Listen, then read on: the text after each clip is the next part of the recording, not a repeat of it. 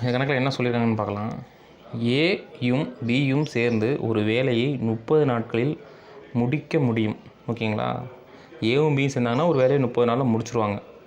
Okay. இருவரும் அந்த வேலையை 20 நாட்கள் சேர்ந்து செய்த பின்னர் பி ஆனவர் வேலைக்கு வரவில்லை. ஏ மட்டும் மீதி வேலையை 20 நாட்களில் செய்து முடித்தார் எனில் ஏ மட்டும் முழுவதும் அந்த வேலையை செய்ய எத்தனை நாட்கள் ஆகும்? இதுதான் அவங்களோட கேள்வி. இந்த கொஷினை பொறுத்த வரைக்கும் ஈஸியாக அணுகிடலாம். ஓகேங்களா? எப்படின்னு பார்க்கலாமே. இப்போ ஏவும் பியும் ஒரு வேலையை சேர்ந்து செஞ்சால் 1/30 நாளில் முடிச்சிருவாங்க. ஆனால் அவங்க எத்தனை நாள் சேர்ந்து செய்கிறாங்கன்னா 20 நாள் தான் சேர்ந்து செய்கிறாங்க. இந்த மாதிரி போட்டுக்கோங்க. 20 நாள் தான் சேர்ந்து செய்கிறாங்க. அப்போனா 0க்கு 0 அடைஞ்சிரும். அப்போ மீதி இருக்கிறது 2/3. அதாவது மீதி இருக்குன்னு சொல்ல முடியாது. 2/3 பங்கு வேலையை அவங்க செஞ்சுட்டாங்கன்னு அர்த்தம். 1/30 வேலை இருக்குது. அதில் 20 நாள் சேர்ந்து செஞ்சாங்கன்னா அப்போ 2/3 வேலையை அவங்க செஞ்சுட்டாங்க.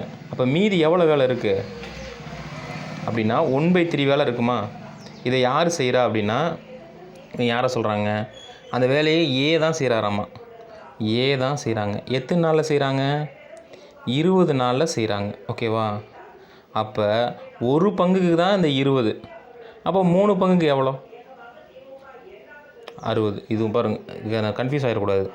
மொத்தம் 1/30. 30 நாளில் வேலையை முடிச்சிருவாங்க.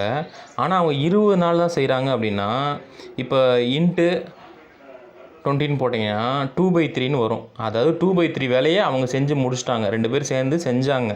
மீதி இருக்க வேலை அப்படிங்கிறது 1/3. அதை எவ்வளோ நாள் செய்கிறாரு அப்படின்னா 20 நாளில் செய்கிறாங்க. இது என்ன அர்த்தம்னா அந்த ஒரு பங்கை தான் அவர் 20 நாள் செய்கிறாரு. அப்படி தானே? ஏன்னா 2 பங்கை அவங்க 2 பேரும் சேர்ந்து செஞ்சுட்டாங்கன்னு வந்துச்சு கொஸ்டினில். அப்போ இந்த ஒரு பங்கை தான் அந்த 20 நாளில் செய்கிறாரு. ஒருவேளை அது 3 பங்காக இருந்துச்சுன்னா அவர் 60 நாள் செய்யிருப்பார். அந்த 3 பங்கு தான் மொத்த பங்கு அப்படின்னு சொல்கிறேன் நான். அவங்க அதானே சொல்கிறாங்க. அந்த ஏ மட்டும் முழுவதும் அந்த வேலையை செய்ய எத்தனை நாட்கள் ஆகும் அப்படின்னா 3 பங்கு. அப்போ 3 பங்குங்கிறது ஒரு பங்கு 20 நாள், 3 பங்கு 60 நாள். அவ்வளோதான்.